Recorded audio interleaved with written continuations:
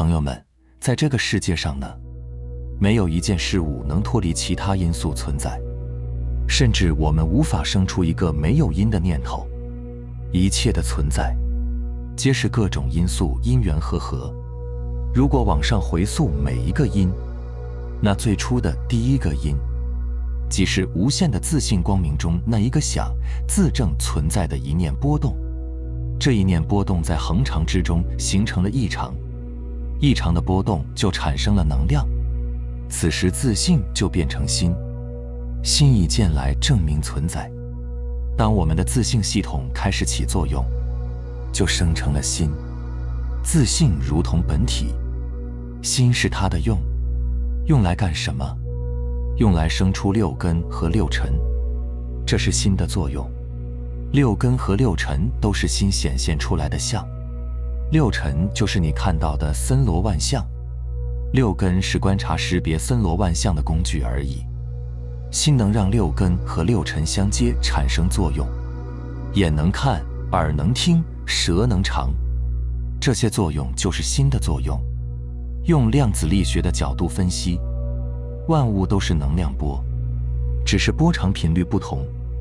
你不用纠结为什么石头没有意识，而你有意识，那是因为频率不同产生的相不同。实际是心在起作用，显化出的森罗万象。所以当你对真空妙有不了解的话，真心就会被六根六尘所阻碍。例如你看东西是用眼睛看，还是用心在看？用耳朵听还是用心听？当然是用心看，用心听。耳朵和眼睛等六根都只是工具，就像你用望远镜看远处，是望远镜在看吗？不是，是眼睛在看。同理，是眼睛在看吗？也不是，是心在看。所以圣贤和凡夫其实都一样，都是一个真心在起作用，只是凡夫把看到的、听到的、想到的执着为真我，那些都是幻想，幻想有生灭，所以才要烦恼。而圣贤能看到的幻想和凡夫没有差别，但是他们不执着，知道这些只是幻想，如理作意，了了分明，所以才会有那一句：一切圣贤皆以无为法而有差别。举个例子，你看到桌子上有一个苹果，它是红色的。好，那我问你，你看到的红色和别人看到的红色是一个红色吗？在牛的眼里，这个苹果可能是绿色；在狗的眼里，这个苹果可能是灰色。到底什么在变？什么东西才会变来变去？是不是幻象？那我们接触外境所产生的各种觉受本身，甚至包括我们的意识本身，有没有可能也是幻象的？比如我们戴上虚拟眼镜就能进入游戏世界，那有没有一种可能，有一款游戏我们一出生就是戴着虚拟眼镜进入了游戏世界呢？而这个虚拟眼镜我们就称它为六根。所以继续回到苹果上，当我们看到桌上这个苹果的时候，我们就觉得外面有一个苹果，我们通过眼耳鼻舌身意感受到了苹果的真实存在。意识里也有一个苹果的概念和相，也就是对你来说，外边有个苹果，心里有个苹果，这是两个苹果。但是当你悟透今天这个视频，明白如果一切都是真心显出来的相的时候，你可能就会发现外面那个苹果和你心里那个苹果其实是一个苹果。为什么？因为都是心显出来的相，而你能看到苹果的这个工具也是投影出来的。既然都是投影，那是不是就是一个东西？都是真心系统显出来的相。所以六种感觉只是我们对所见场景的贪恋，这种贪恋的习气从一开始就伴随着我们。一开始的贪恋都源自于心中所显的相，我们认为的我只是真我与妄想的聚合体，而修行就是去妄存真。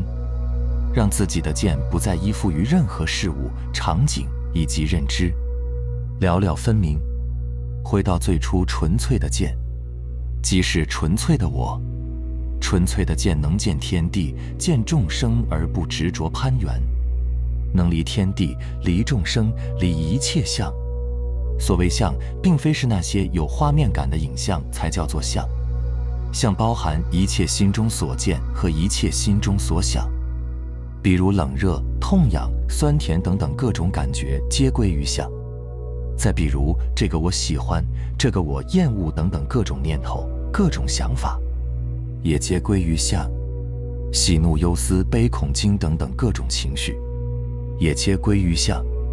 而不被相所牵绊的见，可重新创造想见的天地，可以见其他天地，见其他世界众生所见。所以为什么叫你不要执着？因为都是心显现出来的影子而已。你执着它干什么？什么叫有为法？就是心中呈现出的有生灭的幻象，如梦幻泡影，如露亦如电，应作如是观。注意，这里是观，而不是如是修。都是影子，你修什么？所以在这里修即是观。那我们真正的要修什么？修习性。比如你爱喝酒，每次吃饭都忍不住要喝酒，而当有一天你终于知道了，原来喝酒对肝脏和脾胃的损伤这么大，于是你准备戒了，可是还没有办法完全戒，只能慢慢戒。所以这就叫悟后起修。你没有悟怎么修？而悟不是靠修出来的，是要靠你自己参出来的。这和你掌握了多少知识，拿到了什么文凭无关。所以修就是在去习气。就像一瓶酒，你把它倒掉清空，但是里面是不是还有酒的气味？这就叫习气。修就是要把这个气味去掉而已。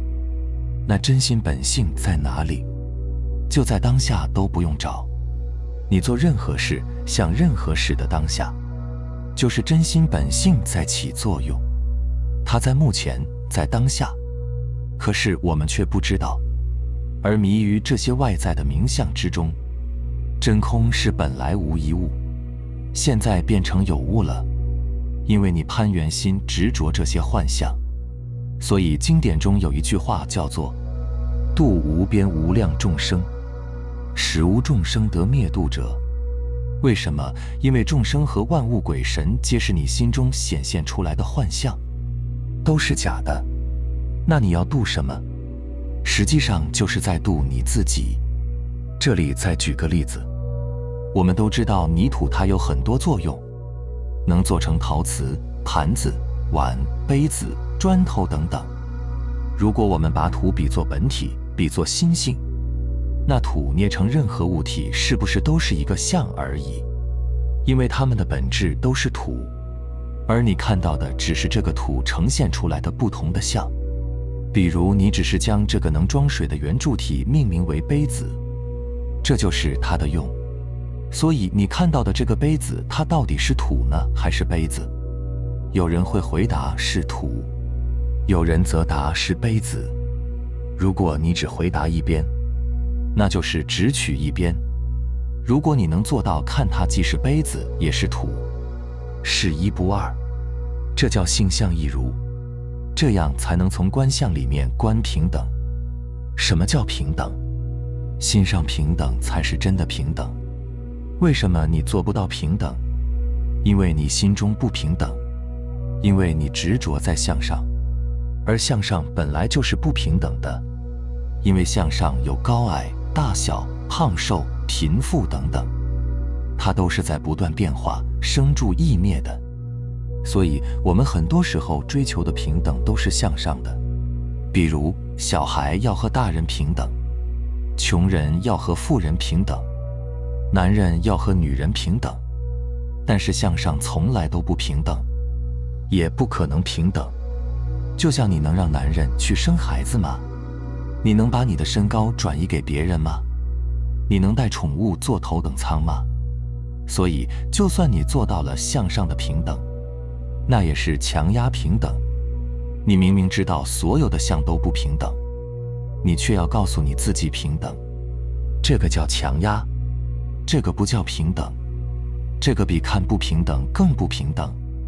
因为你忍耐让自己看平等，那是在考验自己的定力与耐力，是在给自己添堵。